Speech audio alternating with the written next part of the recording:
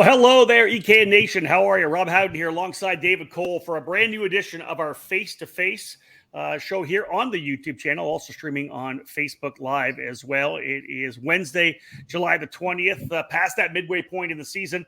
A ton of racing has happened over the last couple of weeks, last couple of months. David Cole, you get a bit of a break right now till the next, a week break and then a break after that. August actually is pretty wild, but not a lot of national racing, or really any national racing going on in August. So much stuff happening in September and October, and that's what we'll get to here in this edition of the Face2Face. But, man, the first half of the season was a crazy one for sure.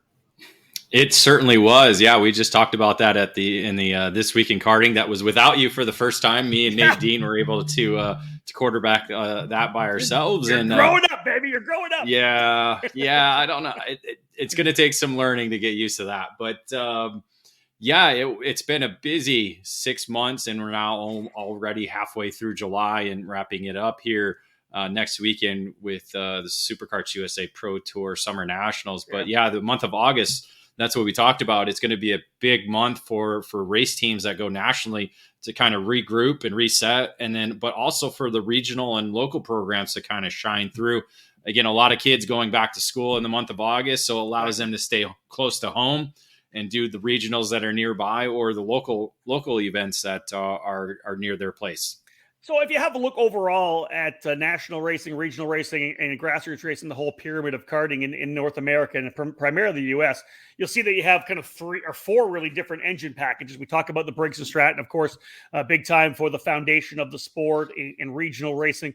Then you've got, of course, IAME. You have the Vortex Rock as well. And one of the big brands, David, that you and I have been covering over the last almost 2 decades here on ekartingnews.com is the Rotax program.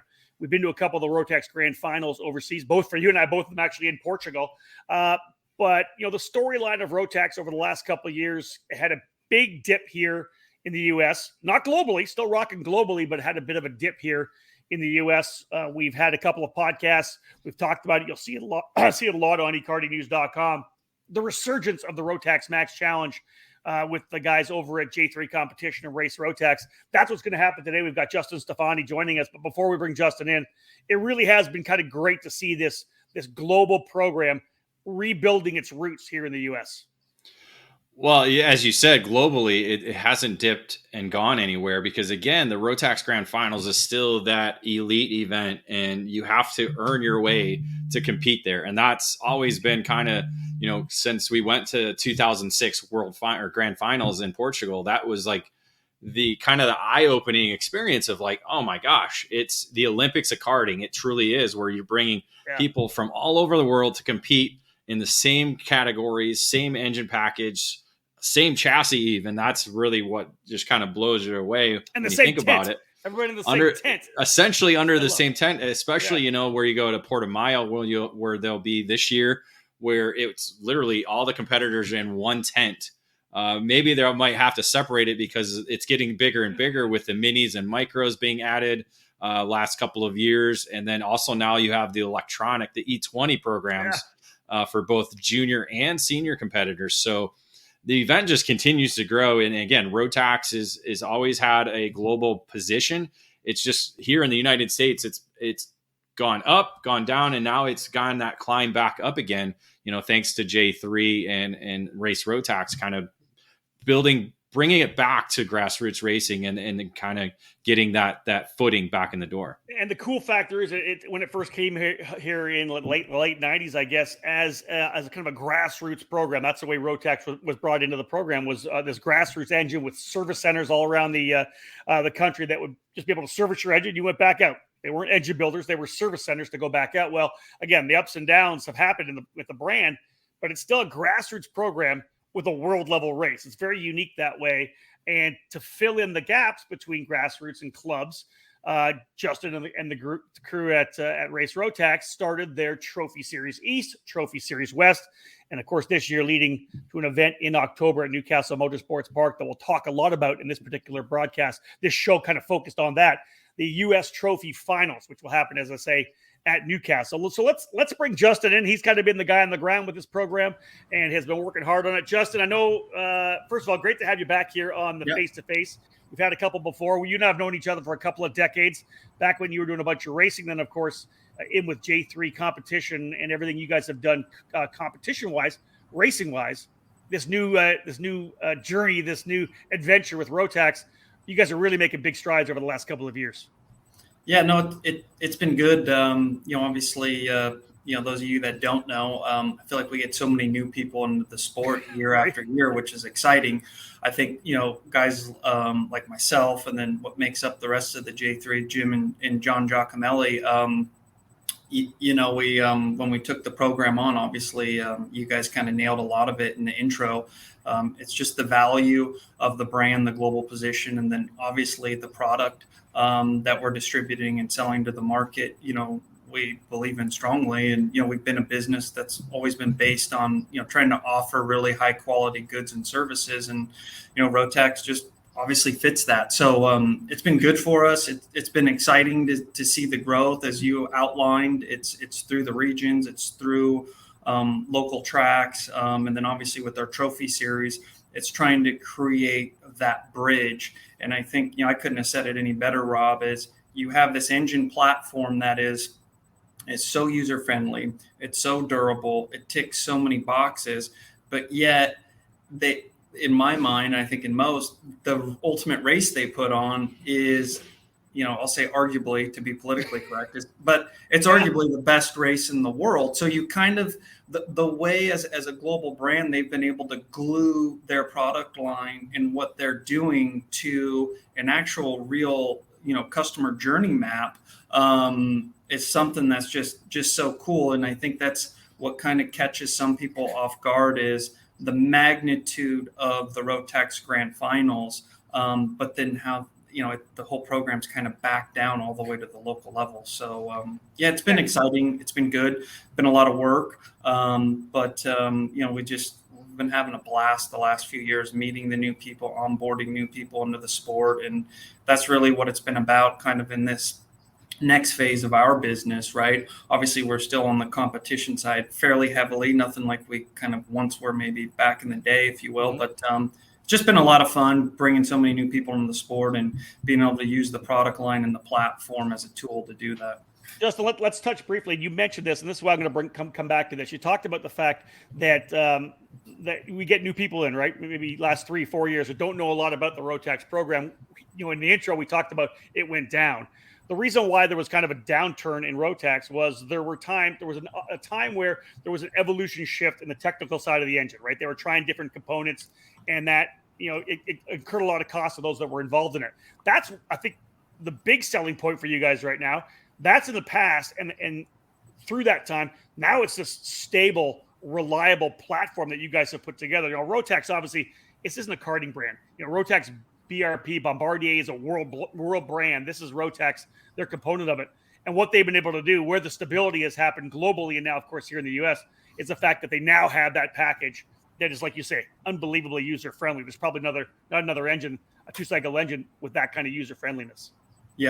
Yeah, no, that's it, right? I mean, their core is two-cycle technology. They're doing technology for many other players in the world and different other forms of it. So now with the package that they kind of finally ticked all the boxes on, and 16, 17, if you will, it's been stable. Nothing's really changed. The minor updates year to year are less than what the competitors and other verticals are doing, obviously with their bandwidth, their infrastructure, their technology side, their R&D side, right? A company of that magnitude, they're able to really replicate it. And with some of the new technologies they brought in-house, the parity, the consistency in the product, obviously COVID, we know that, what that's done to the global supply chain across the board. Big company like Rotax, There's a lot of leverage there. It really hasn't hit them. They've been able to feed the global market. For us, we've been getting anywhere from 35 to 50 engines a month in the warehouse, on schedule, no issues, parts fulfillment. So, there's a lot of things that go into having a good, successful program. One thing is, you got to have a product that people like to drive. It's got to be easy, relatively maintenance free, but you got to have the product has to be available, right? Yeah. And you got to be able to get it to them when they need it. And if you can't, customers tap their toe. And I think as a karting as a whole, we hope they don't leave the sport, but some of them, go buy a boat or a jet ski, or they do something else, right? So I think we're really in this phase where we've we're starting to emerge out of our crawl phase and getting really into our walk phase, right? And that's just obviously making sure that we have all the boxes ticked, from being able to service the customers not only with a good product, but when they call and they need parts and engines, we're able to get the stuff out the door and get it to them. So that it's just great, great company to work with. And like you said, we're just building it slowly. The overused word organically, right? But it's really what we've been doing, and it's working, and people love the product, and so it's been exciting. Let's segue off the term you used, walk and then run, because now you're into the second year of your trophy series, right? Last year, of course, you had the Trophy Series West, which starts earlier in the year. Then once the racing season gets rolling in the East, you have your Trophy Series East, which is, I think, right in the middle. So is there a race this weekend coming up, I think? Or it just no, so we just had one. It was round two. Yeah. Yep, it was round two. Lafayette Motorsports Park. Super cool area, old school track. Just the Goddard family owns that and runs it. And when you go there, it's funny. We just came back from a couple-week trip in Europe, and it's kind of like you've taken a European track, shrunk it, and put it in upstate New York. Like the scenery, the meticulousness, it's phenomenal. Nice venue that they have there, and the race went off great. And then we do a double header to round out our East Series. That's second weekend in August. That's at Oakland Valley Race Park, which we know that's kind of been a staple in the sport since, Tim Hannon does a phenomenal job there with the proximity to New York City and the population and bringing people there. And you see so many of these national drivers that then go to these, pro teams, if you will. So many of them come through that area, with Mike Doty Racing's up there, Fox and Son.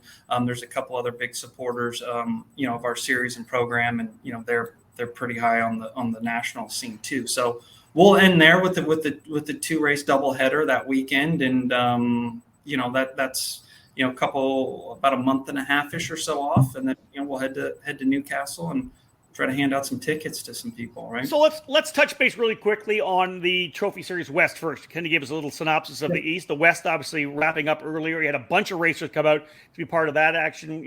Like, it's interesting, right? The different regions have different chassis brands, different teams, which I think are awesome, different names. And then, of course, you have the different ones in East, and that's when they're going to meet in the finals in October at Newcastle. Talk a little bit about the Trophy Series West. How did that go this year, second year for the program?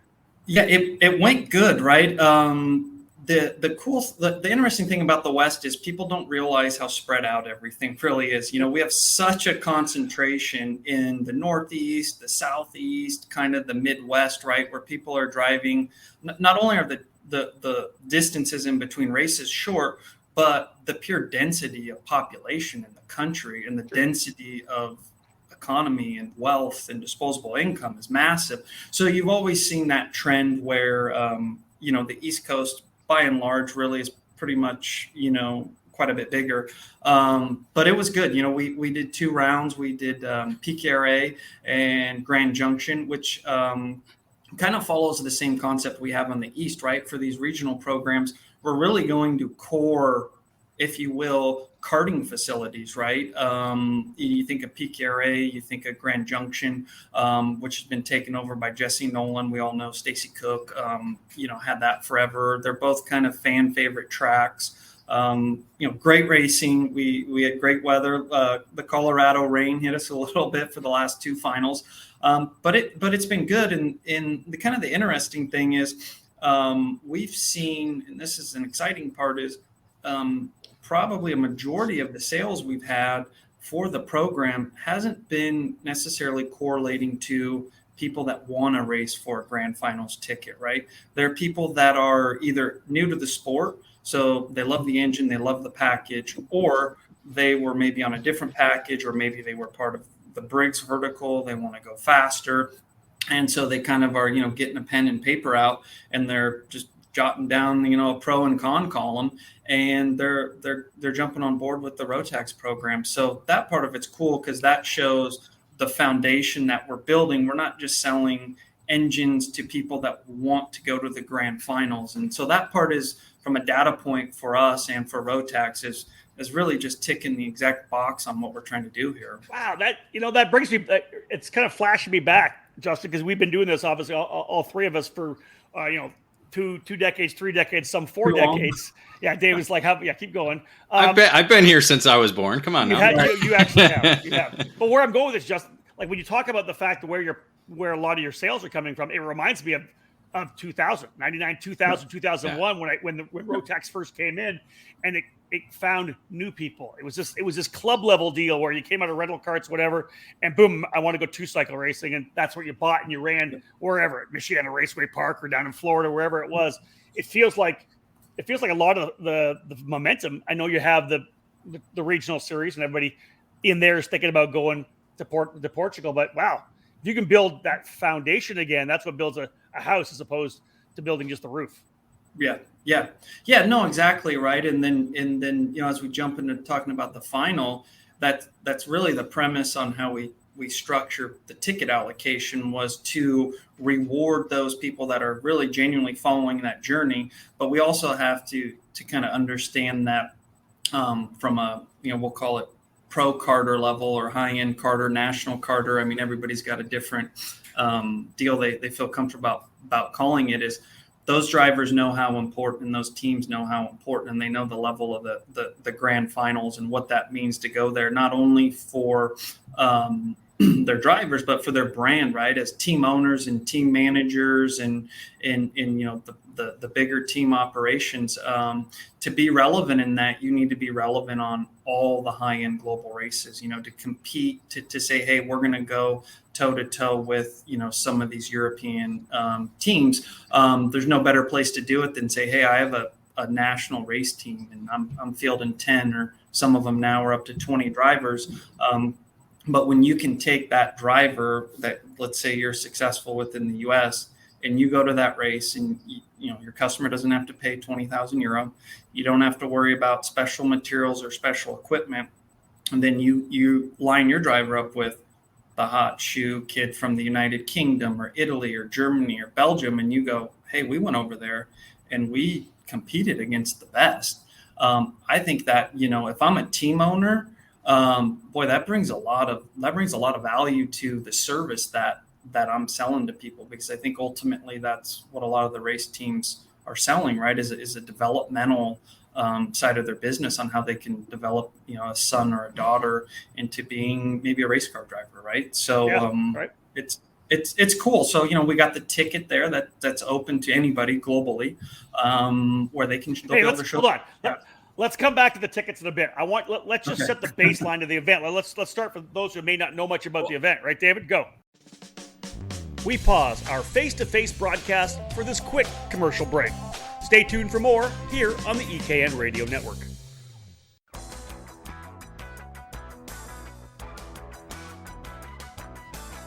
In racing, experience is priceless. Franklin Motorsports is a leader in the karting industry with over 50 years of combined karting experience, and we can provide you with everything you need to go racing. With a large online product selection, select track support events, and a wide variety of shop services, Franklin Motorsports is your complete karting source. Check out our online store at www.franklinkart.com, where all our products are just a mouse click away. We're constantly adding to the growing product selection on the online store, and we ship daily to ensure products get to you quickly. We specialize in IAME engines, tilt seats, ceramic products, driveline branded products, Briggs & Stratton engines, OTK products, and of course, the championship-winning Merlin chassis. In our online store, you'll find a variety of items to fill your karting needs. Franklin Motorsports is also known for our wide variety of services and is home to Innovative Engine Works by FMS, our in-house engine service department. frame straightening, kart prep, and dyno testing are all services offered regularly at Franklin Motorsports. For all things karting, visit franklinkart.com.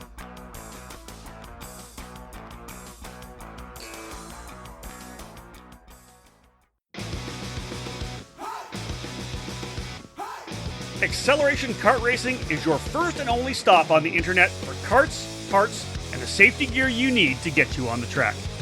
Visit shopakr.com for a great selection of karting equipment on a user-friendly website.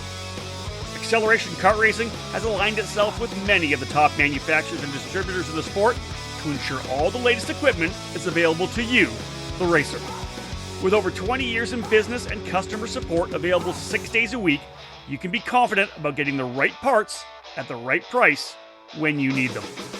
Be sure to visit shopakr.com today or stop by their headquarters in Las Vegas. Make sure to follow Acceleration Kart Racing on Facebook, Twitter, and Instagram for the latest specials and new arrivals.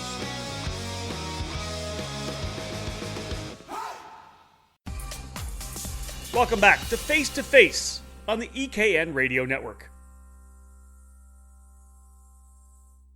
I was going to have a quick question to wrap up the west side of things. What region in the western part of the country do you see? Because obviously you have Phoenix area, you have Colorado. What region do you see coming up next as kind of the next Rotax region in the west?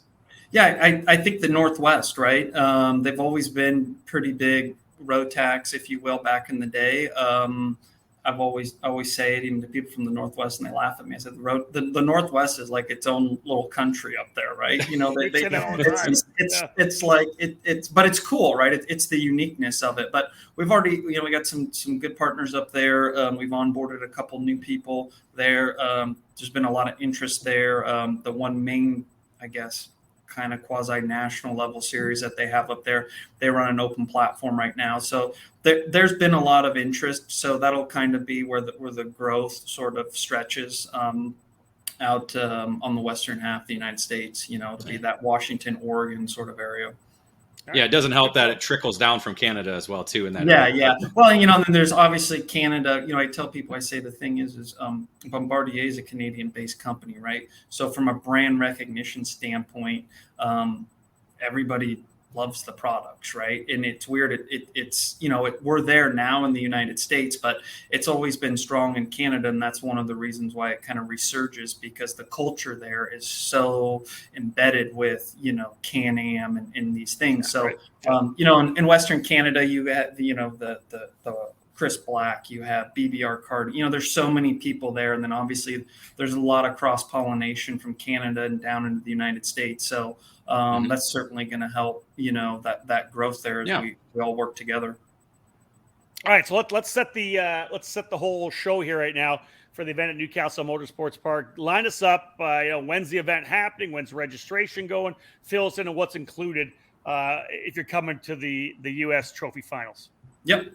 So it's at Newcastle Motorsports Park, which pretty much it doesn't need much of an introduction. Obviously, October 6th through the 9th are the dates. The 6th is Thursday. That'll be a track practice through the track. The schedule will be set through Race Rotax. You'll go into Friday, Saturday, Sunday. It'll be a one final program, winner take all sorted program.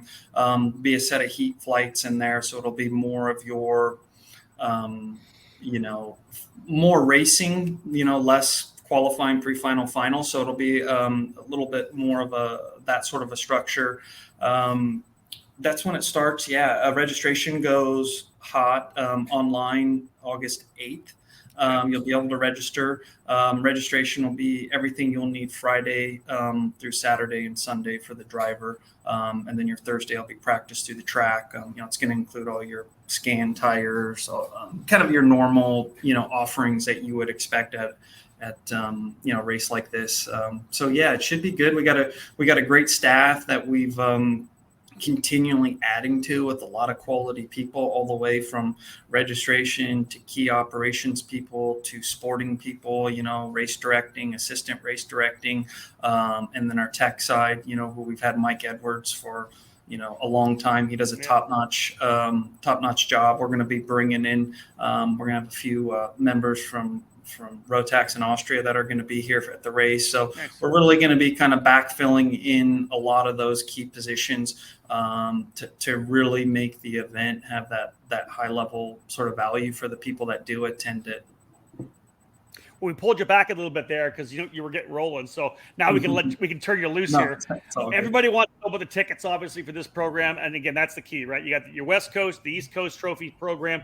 You got the finals, going to the grand finals over in Portugal. Line us up. How do you win the tickets? How many are available? What classes? Give us a lineup on how people are going to be joining Team USA. Sure. So there's one ticket available for micro. Okay. There's 3 total for mini.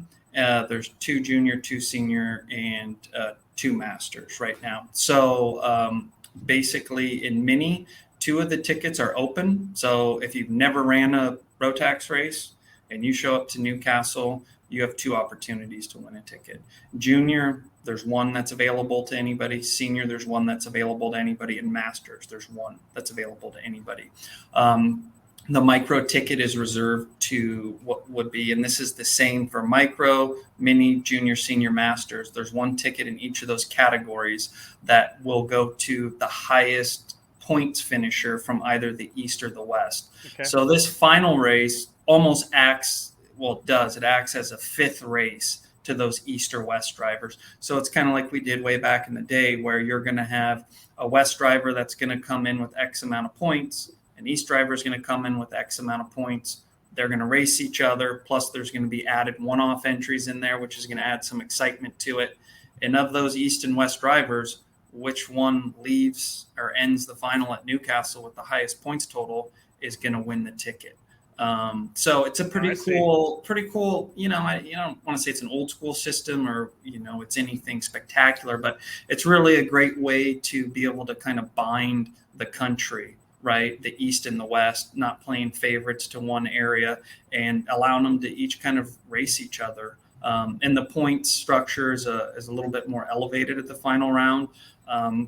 So even if somebody's coming in 3rd or 4th or 5th place, they still have a chance. It's not like, I'm 4th in the East, there's no way I'm going to win the ticket. I mean, it's 50% more points on a whole, and then the spread from 1st, 2nd to 3rd, that gap is quite a bit more. So it's not straight math. It's really kind of anybody's ball game for that one ticket for your trophy East or West driver. So I'm going there for my Excel experience, pretty much. Right? Yeah. Which is cool. That's the fun part. You guys are going to be there, right? We're going to be there. Looking forward to it. Yeah, it's going to be good. You're going to be. I just actually got a message from Henry, so he's on board. So he's going to join you. He said, "I'm happy to be. I'm happy to be Rob's sidekick, whatever he needs me to do." So that is awesome. Yeah, that's going to be an all-star. Not to get Rob's ego too much, but you get Rob and then you get Henry in there. I mean, that's awesome. This is going to be exciting. So that's great news. I love that. That's fantastic. Now, let's bring everybody together. Team USA. Let's just pump stuff up a bit because those who don't know a lot about the Rotax program over the years.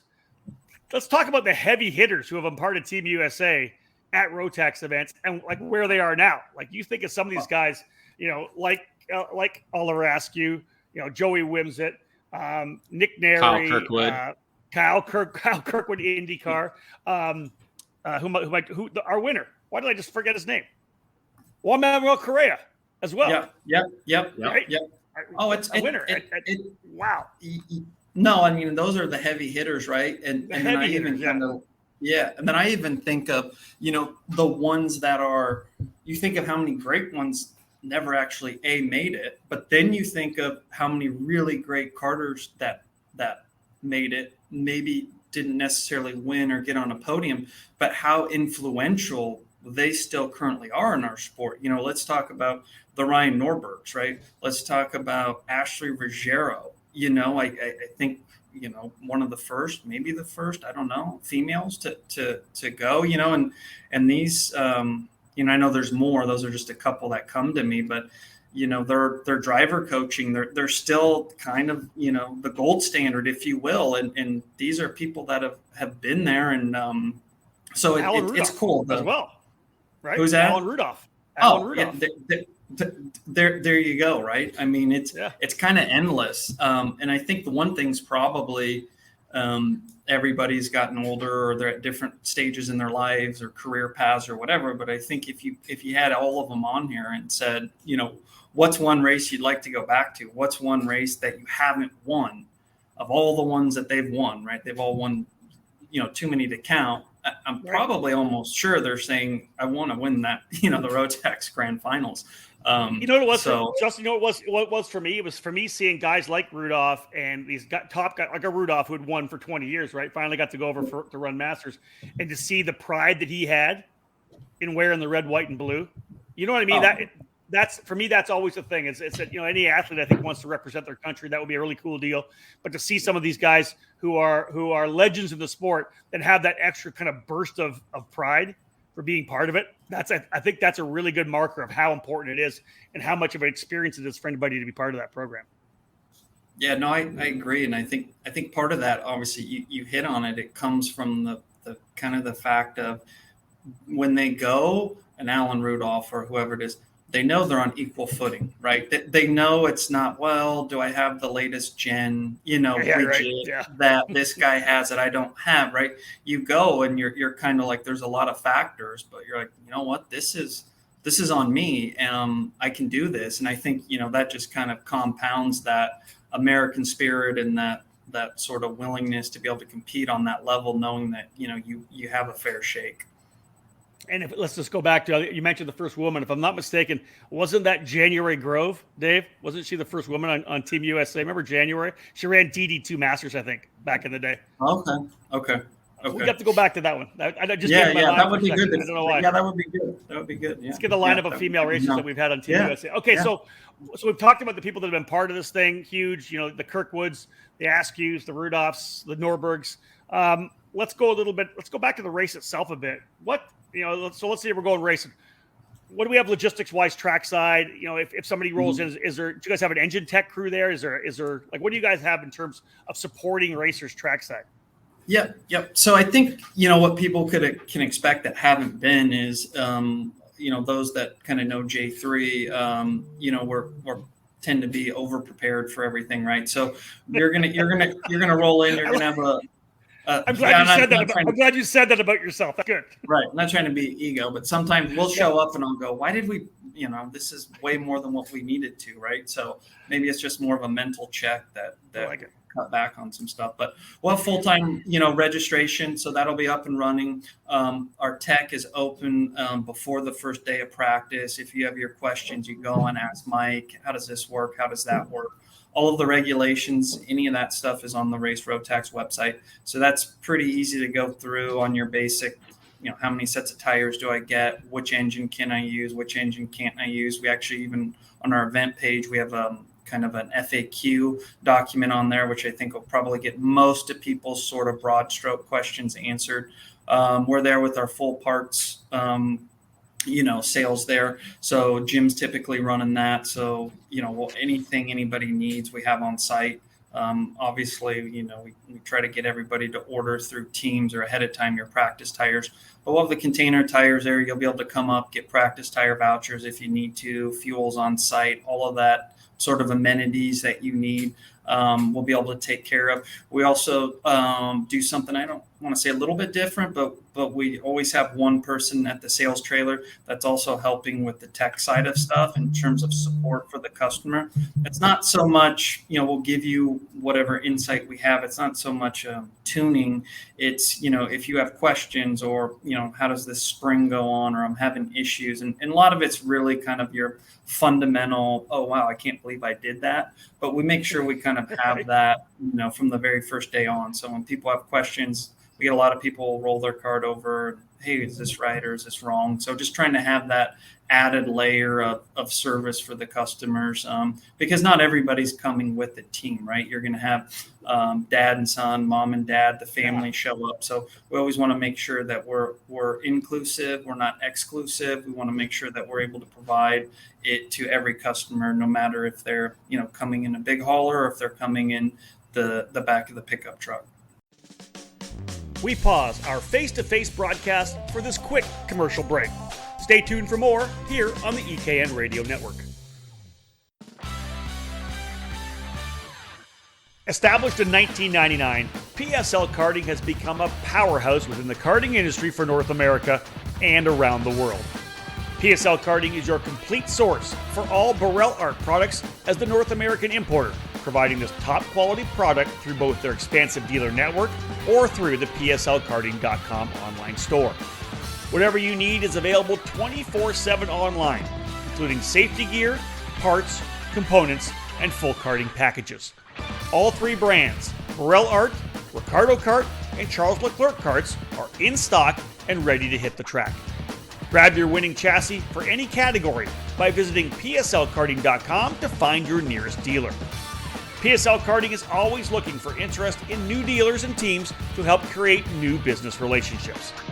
Drivers looking to take their talents to the next level can join the Burrell Art North America race team, competing at all the major U.S. and Canadian events this season. When you're ready to win, go with PSL Karting.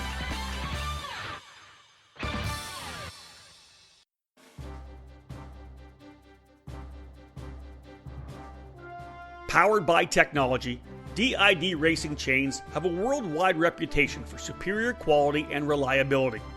Meticulously engineered and manufactured in Japan, DID genuine parts are the world's #1 original parts supplier for Japanese and European motorcycle manufacturers. A rich racing tradition where results speak for themselves, DID prides itself on engineering the most technologically advanced chains on the market to help you excel on and off the track. DID's SDH pin treatment creates an extremely hard chromium carbide layer on the pin surface that houses a soft inner core to absorb extreme shock loads. DID's 219 HTZ racing chain boasts this SDH pin technology, which leads to longer chain life as well as excellent energy transmission to the wheels. Available in the gorgeous gold, the 219 HTZ is the ultimate racing kart chain. Pick up a DID chain at your local dealer today, because when winning is the only thing that matters, go with DID.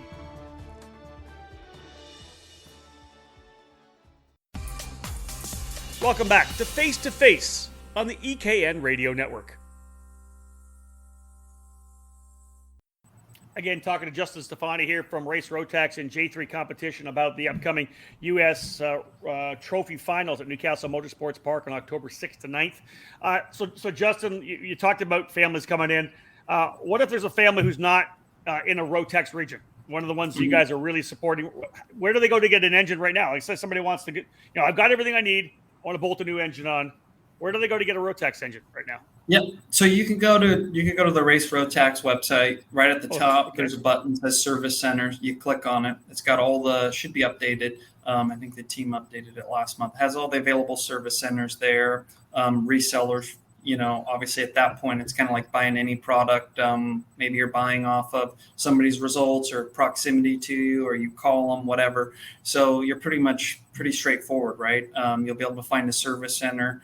If you're an American driver, licensed driver doing the race, you will need to be on an American engine, sealed by an American service center. So there's no ways around that.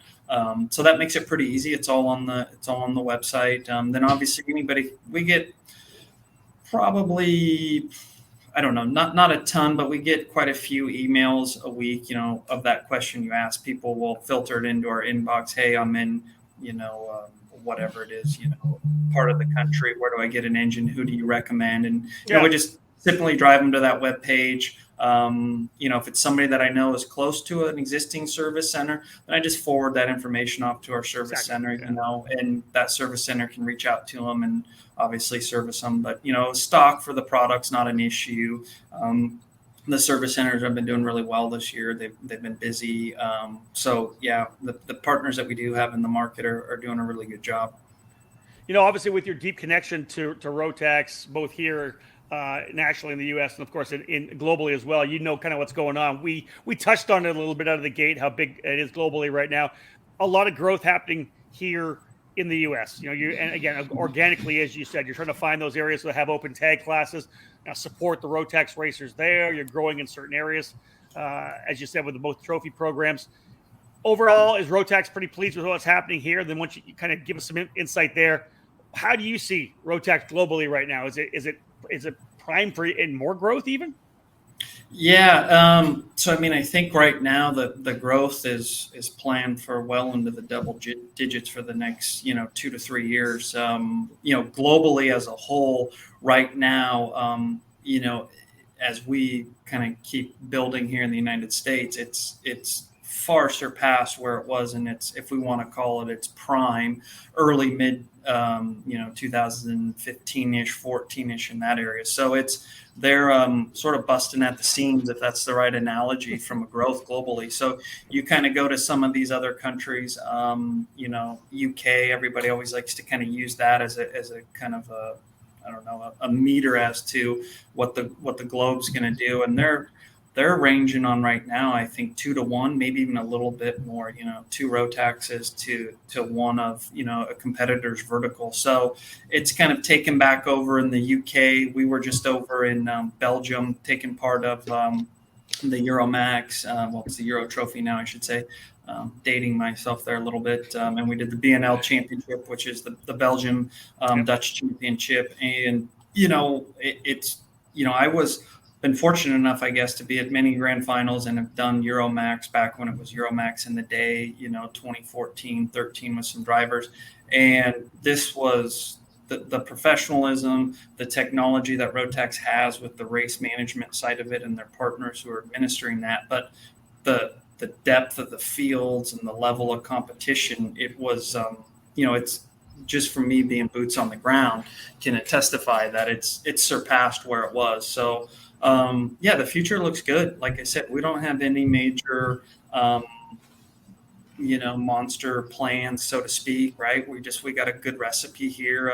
I think we've always done a pretty good job of that, myself and Jim and John, to really staying kind of true to what our sort of business models are and our plans are. And I think that's really how you're kind of successful in anything, is just stay the course, but make sure before you start the course, you've thought, down the road more than 5 feet.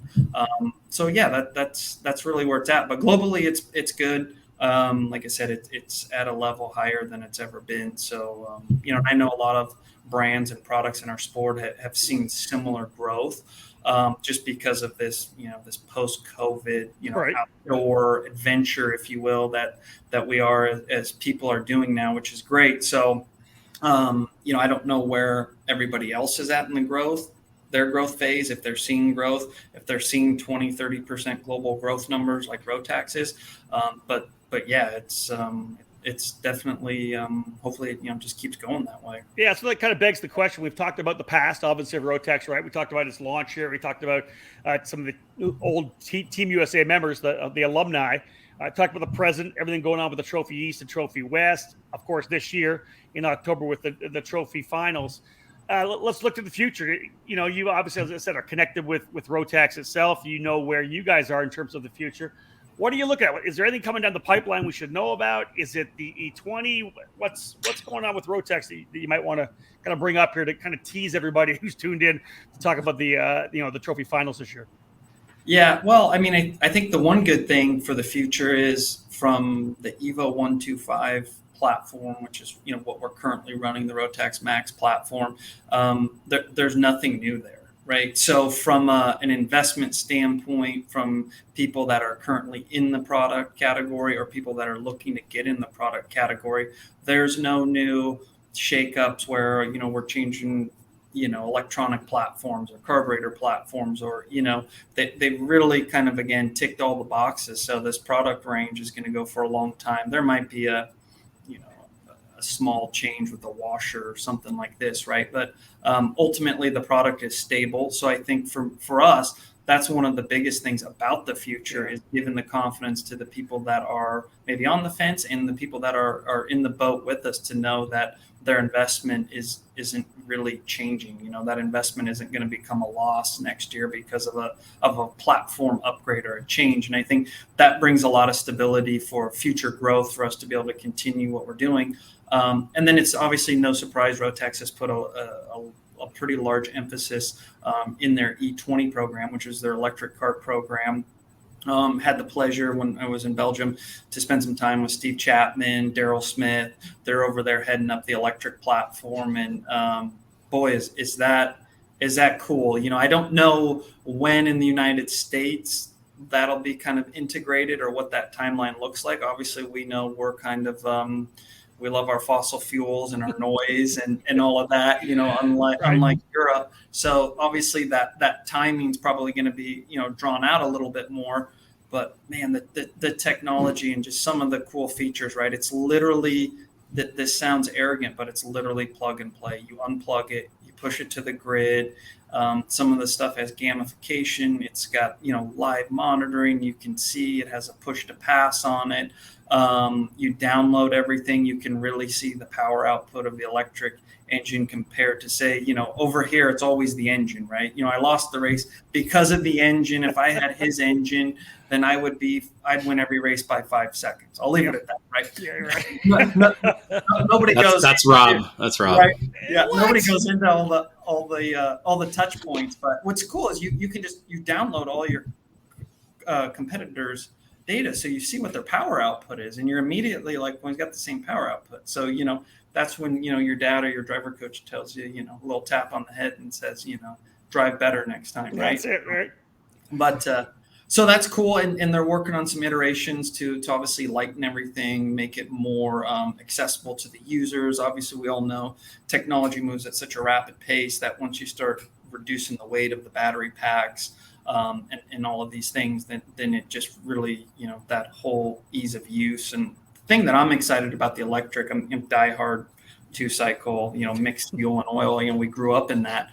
I love the concept of it's going to allow us to be able to get the new generation of society that didn't grow up with their dads being mechanics. They didn't grow up with working on the lawnmower. They didn't grow up with knowing what a weed eater is, right? So to be able to engage that new culture, to be able to engage that new segment of society, you have to have products for them, right? And it's kind of like going to somebody now and saying, hey, all we have is a rotary dial phone. It's not going to work. We have everything on our phone. And I think that's the other thing when you talk future of Rotax. It's Rotax as a company, but when I look at it as our sport, it's thankful that we have these types of people that are invested in our sport. So in 15 or 20 years down the road, our sport is still going to be relevant, right? Not saying that combustion won't still be around, but I think we can say combustion will be around, but somebody that's 4 years old now, that's, like my daughter growing up with, an iPhone and all these things, they're not going to want to engage in, combustion sort of activities. So, and they won't most likely have the skill set, unfortunately, the mechanical skill set, because everything is plug and play. I mean, I had technical problems with my laptop here, right? Because it wasn't plug and playing before we got here. So, so they're not going to have that love of smelling Motul in the morning, is what you're saying. Yeah, they're not going to go to the dirt track. They're not going to go to the dirt track with their dad and have mud getting flung in their face, and you know what I mean, and having the fumes and having a headache in the morning when they wake up because of it. It's just culture's moving. So just Rotax is definitely on the leading foot on that, and so that's I don't know what the timing will be, but what I saw is exciting. And then, you put Stephen Chapman, you put Daryl Smith, you put the entire staff at BRP Rotax and all of their brain trust. You put all of that kind of in a bowl and you start mixing it up and you're getting some really good stuff straight away. So it's exciting. I always love watching that stuff. I always love kind of getting into it a little bit, just so I'm not left too far behind, right? Mm-hmm. But that's probably the biggest future thing with Rotax. But like I said, their commitment to the Evo Max program and the combustion side of it, that's been their kind of their bread and butter with their business model, and that's not going anywhere. And so that's that's what we're looking at for the future. David, so no wrap up. So no E20 arrive and drives in October, right?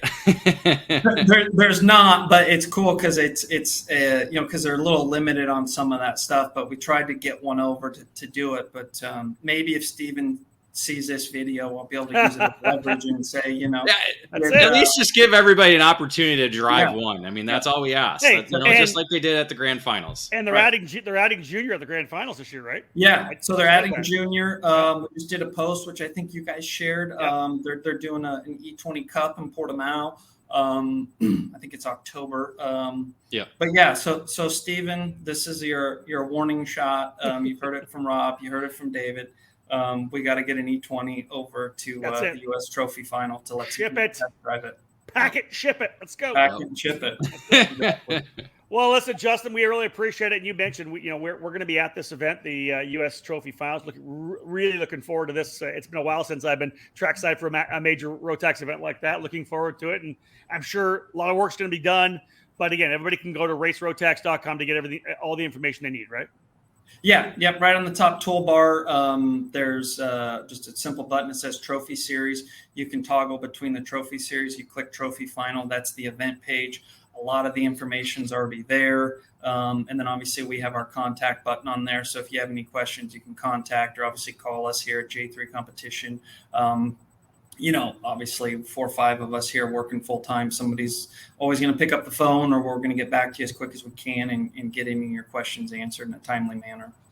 October 6th to the 9th, Newcastle Motorsports Park, Team USA. Tickets up for grabs in a couple different ways. Those that went, of course, to the trophy events, those that are on the one-offs. Should be a fantastic weekend, again, at one of the best tracks in the country. Justin, thank you so much for joining us, man. I appreciate it. Cool. Thanks, guys. Looking forward to seeing you soon. Take care, everybody. Those of you tuning in, we're throwing up some links there for you to go right to the FAQ PDFs, the Trophy Final PDFs as well. David posting them up in the comments. David, we've been to a lot of great Rotax races around the world throughout our time here, of course, in the U.S. as well. It's a great program, as we all know. The grand finals, again, the Olympics of karting, right? One of the single biggest and best karting events in the world. And, man, looking forward to getting down to this one. It should be a lot of fun. Yeah, I got to go to the event in 2020 at Charlotte Motor Speedway. That was an exciting time. So, yeah, last year not having that one big, Rotax race here in the United States kind of made for, a kind of tilted year with not having that event in place. And so glad to see this back. I love it's the old Stars of Karting format. I know Justin didn't want to say that, but right. It's the old East versus West type mentality. Yeah. And it's something we've seen, and it's something that worked well, where you had an East champion and a West champion, and they all went together, where here you could be 4th in the West and end up winning the ticket to the grand final. So that's the crazy side of it with the shifted points system. And so again, anybody who hasn't raced Rotax this year, they have the opportunity to come and win one of those tickets, along with those drivers who have supported the program throughout the year, winning a ticket there as well too. Again, looking forward to getting down to Newcastle October 6th to the 9th. As I had said, big thank you to Justin Stefani for joining us. For more information, of course, head to racerotax.com. Great to see Rotax rebuilding, grassroots level, regional level, and as Justin says, there's new pockets around the country that are learning about the Rotax program. We do thank you for joining us here, of course, on Face2Face. We'll turn this into a podcast. It'll be on the ECAN radio network as well, but always accessible here on the ekartingnews.com YouTube channel, especially if you're tuned into Facebook. You can rewatch it, of course, on the ECAN YouTube channel. We do thank you. And if you haven't downloaded the ECAN Radio Network app, do so.